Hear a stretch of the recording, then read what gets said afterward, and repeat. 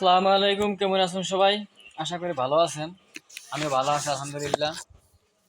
তো আজকে ভিডিওটা হইতেছে আমাদের যে আনসার সদস্য এদেরকে নিয়ে সবার আওয়াজ উঠানো উচিত এখন, যে দেশের এই সংকটময় মুহূর্তে চারিদিকে বন্যা, মানুষ হাহাকার করতেছে, যে যে ফেলে পারতাছে জনগণকে সাহায্য করতেছে, আর ওরা একতরফাভাবে ওদেরটাই লাগবে, অগ দাবি দেয় মানতই বা আগে ওইটা মানুষ মরিয়া যায় যাক, যা হইয়া যায় যাক। এটা হইতেছে ইন্ডিয়ার নীতি, ভারতীয় নীতি এবং আওয়ামী লীগের নীতি। সবাই আওয়াজ উঠে নেওয়া উচিত এবং এই শালাগো সব হালাগো চাকরি বাদ, সবগুলোর একবারে বাদ দিয়ে নতুন করে লোক নেওয়া হোক। ওই শালাগো বাদ দিয়ে দেবো, শালারা শুয়ারের বাচ্চা, শালা খানকির পোলারা বাদ, সব বাদ।